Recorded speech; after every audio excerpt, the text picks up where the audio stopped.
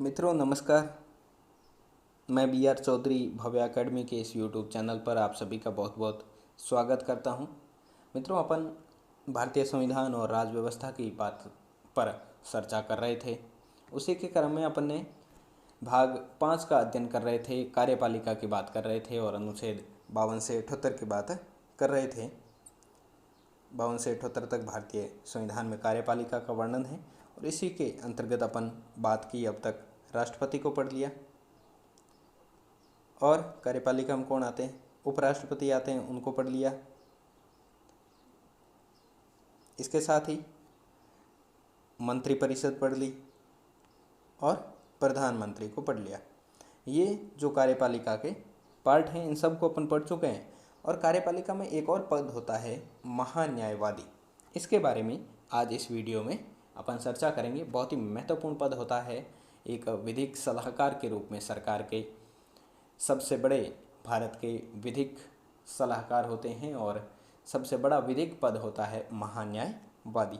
चलिए इसके बारे में शुरू करते हैं। बहुत छोटा वीडियो होगा, पूरा देखिएगा। परीक्षा में बहुत ही महत्वपूर्ण प्रश्न इससे बनते हैं।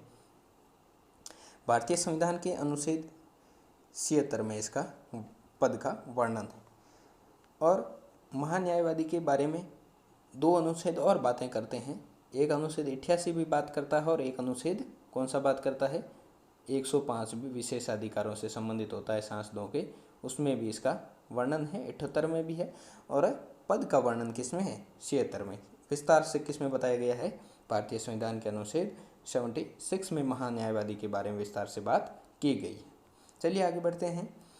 इस पद का उल्लेख संविधान के अनुच्छेद 76 में है।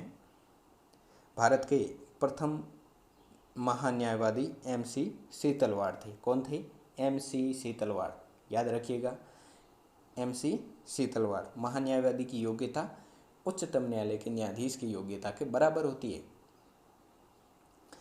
ये भारत सरकार को विधिक मामलों में सलाह देते हैं। ये भारत सरकार को कैसे मामलों में, कानूनी मामलों में, मतलब ये भारत सरकार के वकील होते हैं। भारत सरकार की तरफ से ये भारत के किसी भी न्यायालय में उपस्थित होते हैं। महान्यायवादी सरकार के वकील के रूप में, मतलब सरकार के आदमी के रूप में ये न्यायालयों में सुनवाई में भाग लेते हैं, मामलों में सलाह देते हैं और इसी कारण से ये देश के सर्वोच्च कानून अधिकारी होते हैं।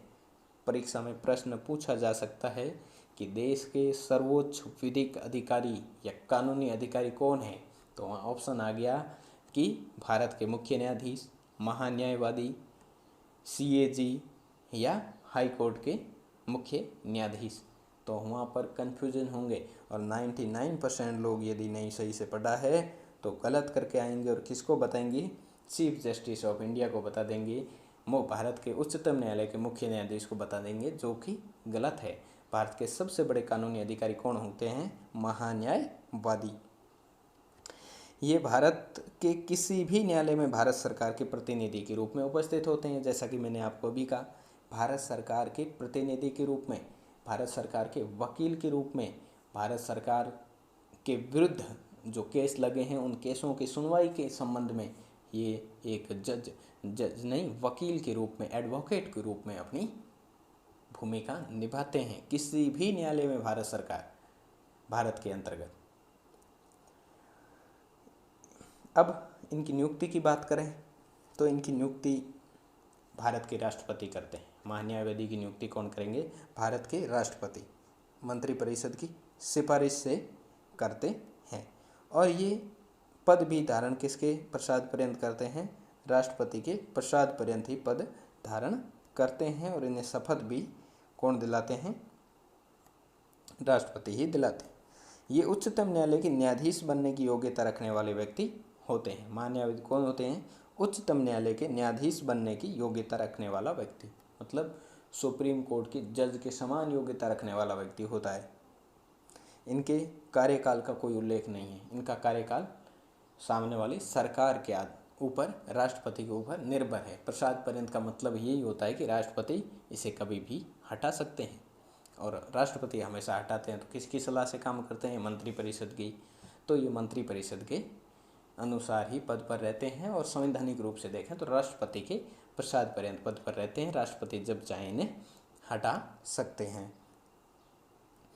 सॉलिसिटर जनरल, महाधिवक्ता और एडिशनल सॉलिसिटर जनरल अर्थात अपर महाधिवक्ता, ये दो पद हैं। इनका संविधान में तो कोई उल्लेख नहीं है, लेकिन ये दो पद हैं। इनके साथ ही जज के, ये वकील के, एडवोकेट के रूप में, सरकार के सहायक के रूप में काम करते हैं, लेकिन इन पदों का उल्लेख संविधान में कहीं पर भी नहीं है।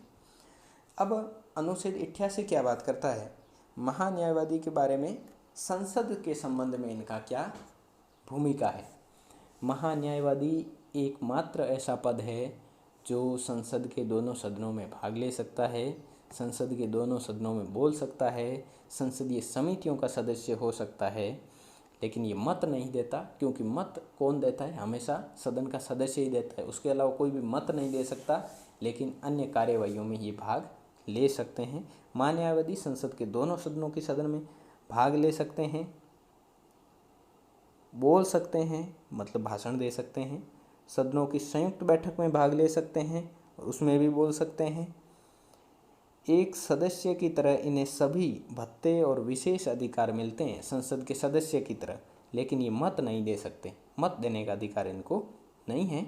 अनुच्छेद 105 है जो महान्यायवादी की शक्तियों, मतलब विशेष अधिकारों के संबंध में प्रतिरक्षाओं का वर्णन करता है। अनुच्छेद 105 आपको पता है सांसदों के संबंध में विशेषाधिकारों की बात करता है, तो सांसदों के समान ही महान्यायवादी को माना जाता है। हालांकि ये मत नहीं दे सकते व्यवस्थापिका के अंदर अर्थात संसद के अंदर, बाकी बोल सकते हैं और बैठकों में भाग ले सकते हैं, लेकिन मत नहीं दे सकते। इस प्रकार से ये बहुत छोटा सा टॉपिक था, लेकिन बहुत महत्वपूर्ण टॉपिक है, इसको आप आराम से पढ़िए। बहुत बहुत धन्यवाद मित्रों, आपने क्लास देखी।